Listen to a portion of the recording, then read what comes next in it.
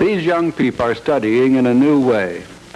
Class in spelling, it might as well be arithmetic or algebra or grammar, or in fact anything involving the use of words or symbols. Each student is using a teaching machine, a device which creates vastly improved conditions for effective study. What are teaching machines? How are they used? What can they teach? Who prepares the material they teach? And how does this material differ from textbooks, lectures, and educational television? What impact will machine teaching have on school organization? Some of these questions can be answered in at least a preliminary way.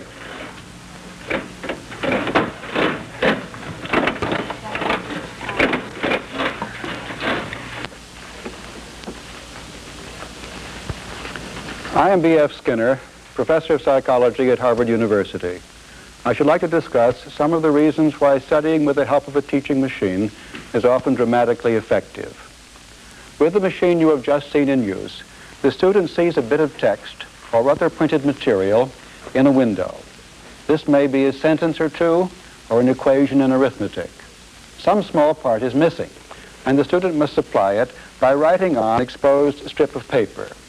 His response may be the answer to a question or the solution of a problem, but generally it is simply a symbol or word which completes the material he has just read.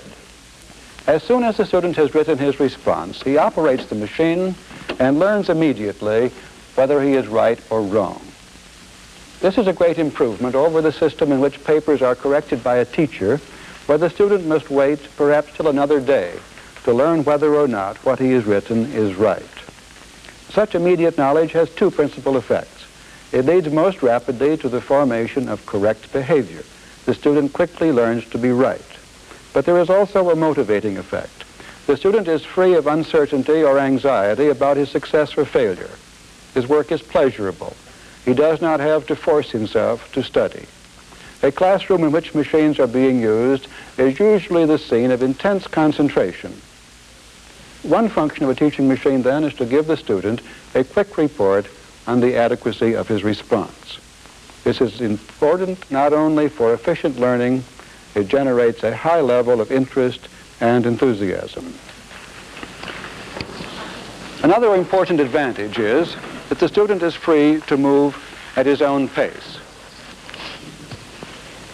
With techniques in which a whole class is forced to move forward together, the bright student wastes time, waiting for others to catch up.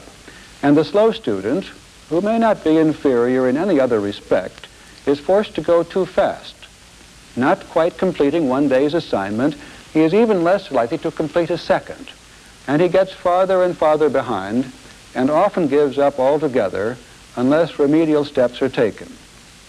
A student who is learning by machine moves at the rate which is most effective for him. The fast student covers a course in a short time, but the slower student, by giving more time to the subject, can cover the same ground. Both learn the material thoroughly.